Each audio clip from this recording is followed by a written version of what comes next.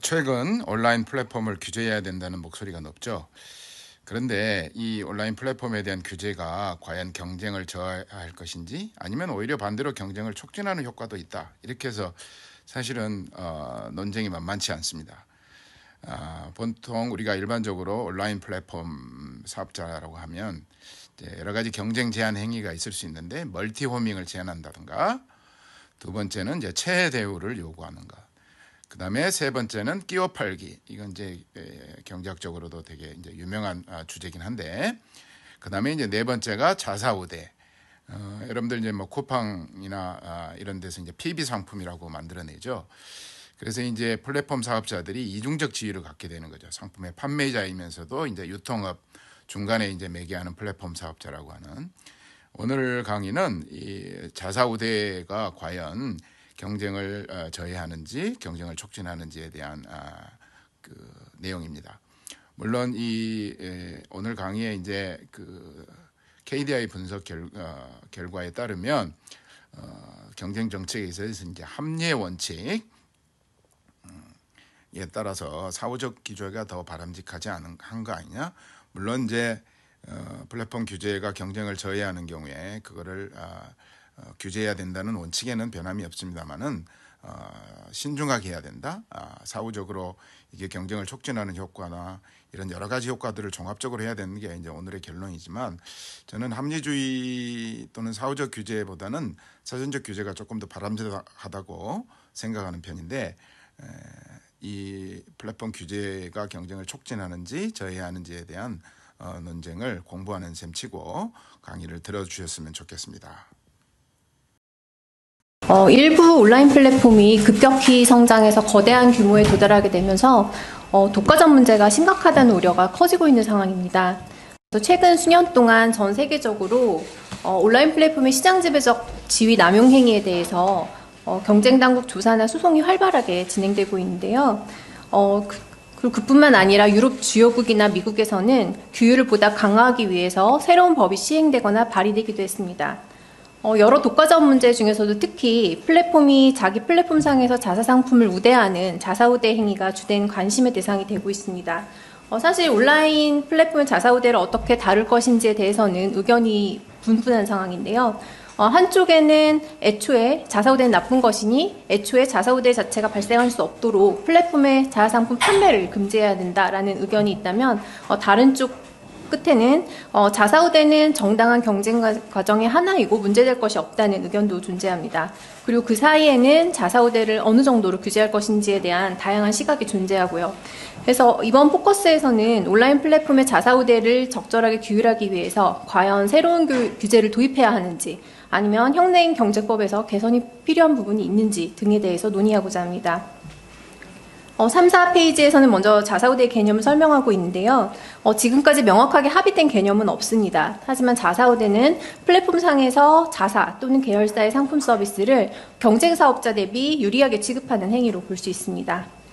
그림 1에서 보시는 것처럼 플랫폼이 사업을 확장하기 위해서 중개 역할을 하고 있던 인접시장에 진입하면서 이용사업자들과 경쟁 관계에 처하게 되는 이른바 그 이중지위의 형성에서 비롯되는 것인데요. 플랫폼이 이용사업자들이 플랫폼상에서 따라야 할 규칙 같은 것들을 정하게 되는데, 자사상품을 제공하게 되면 경쟁관계에 있는 타 상품보다 이런 규칙 등을 유리하게 적용할, 그런 우대할 요인이 생길 수 있다는 겁니다. 그래서 흔히 심판이 선수로도 뛰는 상황으로 비유하기도 하고요. 여기에서 하나 짚고 넘어가고 싶은 부분은, 자사우대라는 용어가 거래 거절, 끼워 팔기 등 기존에도 존재하던 경쟁 제한 행위들을 포함을 해서 서로 다른 이질적인 특성을 가진 여러 가지 유형들을 포함해서 사용되고 있다는 점입니다. 그래서 자사우대를 통으로 묶어서 규제하기보다는 일단 다양하게 나타나고 있는 행위들을 구체적으로 유형화시켜서 살펴봐야 한다는 생각입니다. 그래서 4페이지의 표 2에서 보시는 것처럼 전 자사우대를 4가지 유형으로 구분했는데요. 행위의 양태나 경제적 효과가 유사하다고 생각되는 행위끼리 분류를 한 것입니다. 그래서 유형 1은 비공개 알고리즘에 의한 배치 우대, 유형 2는 식별 가능한 배치 우대, 유형 3은 데이터에 대한 접근 차별, 유형 4는 데이터 외의 기타 투입 요소 및 시장에 대한 접근 차별입니다.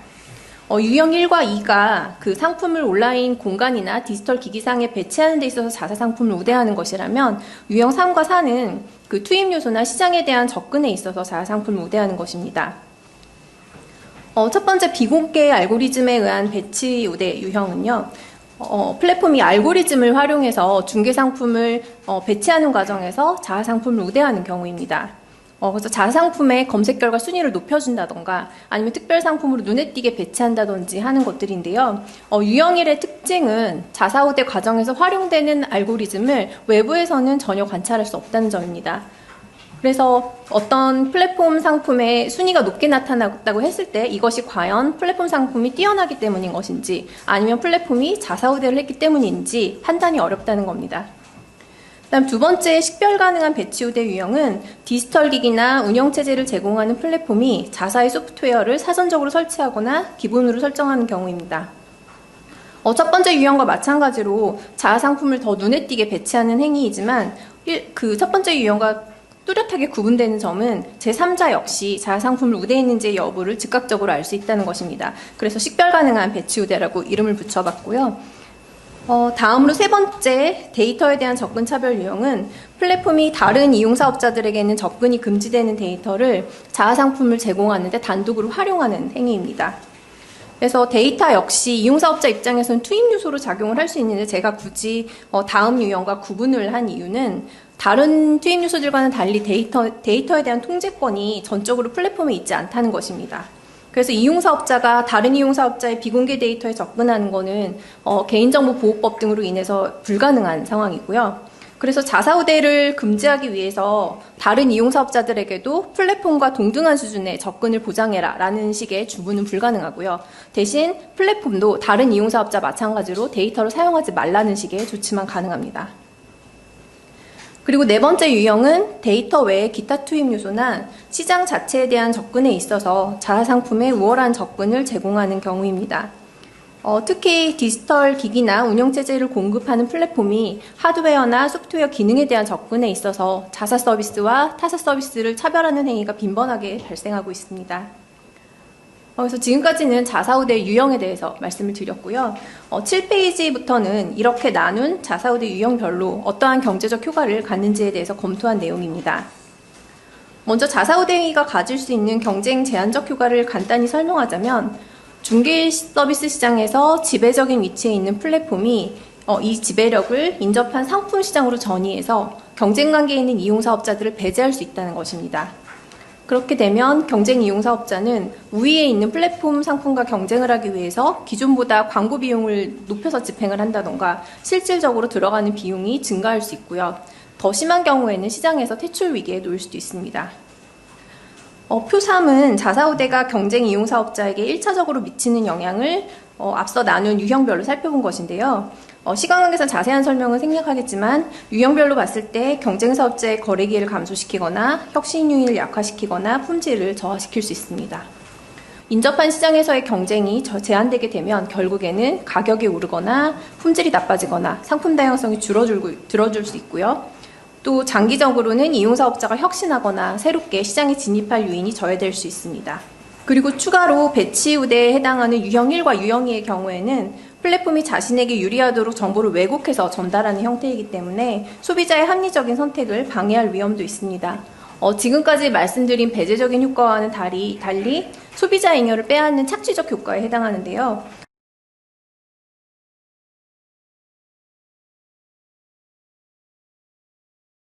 그래서 사실 자사우대가 경쟁에 있어서 부정적인 효과를 가질 것이라는 거는 어찌 보면 자연스러운 결과로 받아들이실 것 같은데요.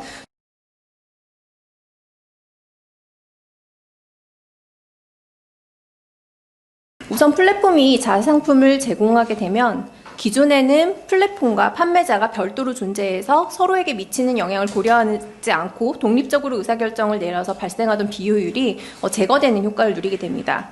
그래서 이중마진이 제거돼서 가격을 저렴하게 책정할 수도 있고요. 아니면 품질 관리 문제가 완화돼서 품질을 개선시킬 가능성도 있습니다. 결론적으로 소비자가 더 저렴하거나 품질이 더 좋은 상품을 소비함으로써 후생이 증가할 수도 있습니다. 그리고 플랫폼이 자사우대를 통해 수익이 증가할 것으로 예상하거나 또는 실제로 수익이 증가함으로써 플랫폼 서비스에 대한 투자를 늘리고 품질을 향상시킬 가능성도 있습니다. 특히 유형 2, 즉 사전 설치 및 기본 설정과 유형 사의 일부인 기능적 투입 요소나 시장에 대한 접근 차별의 행위의 경우에는 그 서비스 품질의 개선이 보안 유지나 프라이버시 보호의 형태로 나타날 수 있어서 자사우대가 이들 기능 향상에 도움이 될 수 있습니다. 그리고 마지막으로 유형 3은 플랫폼이 데이터를 활용해서 자사 상품을 제공하는 행위라고 말씀을 드렸는데요. 여러 가지 효율성 효과를 가질 수 있습니다. 플랫폼이 수집한 데이터를 효과적으로 활용해서 틈새 시장을 발견을 하고 다른 이용 사업자들과 차별화된 상품을 내놓는다면 상품 다양성 측면에서 도움이 될 수 있겠고요. 또 인접한 상품 시장의 경쟁이 제한적이었을 경우에는 플랫폼의 자사 상품 도입이 오히려 경쟁이나 혁신을 촉진할 가능성도 있습니다. 제가 지금까지 이렇게 유형을 나눠서 경제적 효과를 살펴본 것은 과연 나쁘기만 한 자사우대 행위가 있는 것인가, 아니면 이런 유형들 중에 더 해로운 자사우대 행위가 있는 것인가를 살펴보기 위해서였는데요. 결론적으로 플랫폼의 자사우대는 모든 유형에 대해서 경쟁 제한적인 효과와 경쟁 촉진적인 효과를 함께 가질 수 있고, 전체적인 효과에 대해서도 어느 한 방향으로 단정 지을 수 없는 것으로 나타났습니다. 그래서 9페이지에는 제가 그 구글이 일반 검색 결과에서 자사 서비스를 우대한 행위에 대해서 국가별로 다른 판단이 내려진 사례를 소개를 하고 있는데요. 예를 들어 EU에서는 구글 쇼핑권 같은 경우에는 구글의 자사 우대 행위가 인접한 비교 쇼핑 서비스 시장에서 경쟁자를 배제하고 공정한 경쟁을 저해한 것으로 판단했습니다. 하지만 미국이나 영국에서는 구글의 유사한 행위에 대해서 이러한 행위가 반경쟁적인 결과를 초래할 것 같지 않다. 그리고 설사 초래했다고 하더라도 일반 검색 서비스의 품질이나 편의성을 제고하는 효과로 인해서 정당화된다고 보고 무죄 판결을 내린 바 있습니다. 따라서 자사우대 행위는 사건마다 구체적인 맥락을 고려해서 종합적인 효과를 판단해야 한다는 생각입니다. 다만 유형별로 봤을 때 효율성을 증가시키는 효과가 제한적일 것으로 판단되는 유형이 있긴 한데요. 제 생각에는 유형 1, 즉 비공개 알고리즘에 의한 배치 우대 행위와 유형 3의 일부인 비공개 데이터를 사용해서 경쟁자의 상품을 단순 모방하는 행위가 해당이 됩니다.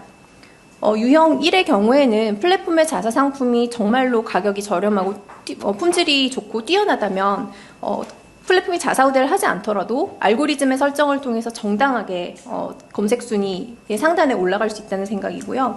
그다음 유형 3의 경우에는 플랫폼이 단순히 경쟁자의 상품을 카피하는 것에 그치고 있다면 상품 다양성이나 혁신을 촉진하는 효과가 제한적일 것이기 때문입니다. 그래서 이상의 논의를 바탕으로 온라인 플랫폼의 자사 우대 행위에 대한 경쟁 정책 방향을 어떻게 가져갈 것인지에 대해서 말씀드리겠습니다. 우선 자사우대 행위는 분명히 경쟁 제한적인 측면이 존재합니다. 그리고 오프라인보다 온라인 환경에서 경쟁 제한성이 더 크게 나타날 가능성도 있습니다. 따라서 온라인 플랫폼의 자사우대 행위는 적절히 규율되어야 한다라는 것이고요. 다만 문제는 이것을 어떻게 규율할 것인가인데, 저는 일률적으로 모든 자사우대 행위를 금지하기보다는 합리의 원칙을 적용해서 부당한 경우에만 규율하는 현행 사후규율 방식을 유지하는 것이 바람직하다고 생각합니다. 이렇게 주장하는 근거는 크게 두 가지로 말씀드릴 수 있는데요. 일단 기존의 경쟁 당국이 시장 지배적 지위 남용 행위에 대해서 합리의 원칙을 따라서 위법성을 판단해온 그 이유는 해당 행위가 반드시 경쟁을 제한하기 위한 의도 이외의 다른 요인으로 행해질 수 있다는 것이고, 그 다음에 그 효과 역시 반드시 경쟁 저해로 이어진다고 볼 수 없기 때문입니다. 그래서 사건마다 구체적인 맥락을 고려해서 판단할 필요가 있다는 것이 원칙이었고요. 근데 제가 지금까지 설명드린 것처럼 자사우대 행위도 마찬가지입니다. 자사우대 행위는 경쟁 사업자를 배제하려는 요인 이외의 다른 요인 때문에 행해질 수 있고, 그 존재 자체만으로 상당한 경쟁 제한 효과가 발생했다고 보기 어렵고요. 그다음에 경쟁 제한 효과가 발생했다고 하더라도 긍정적인 효율성 효과와 비교를 해야 한다는 것입니다. 그래서 자사우대 행위도 기존의 시장 지배적 지위 남용 행위와 마찬가지로 규율해야 한다는 것이 첫 번째 생각이고요. 그다음 두 번째는 과소 규제의 위험도 존재할 것이고 과도 규제의 위험도 존재할 것인데, 저는 후자가 위험성이 더 클 수 있다고 판단하고 있습니다. 온라인 플랫폼 시장은 특히 혁신이 매우 중요하기 때문에 지나친 규제가 이루어질 경우에 혁신 활동이나 건전한 경쟁이 오히려 위축되는 부작용이 더 크게 나타날 수도 있다는 건 생각합니다. 그래서 그 플랫폼이 일견 약간 경쟁 제한적으로 보일 수 있는 행위가 오히려 플랫폼이 치열하게 경쟁하고 있는 과정에서 나타난 현상일 수 있다는 지적도 존재합니다.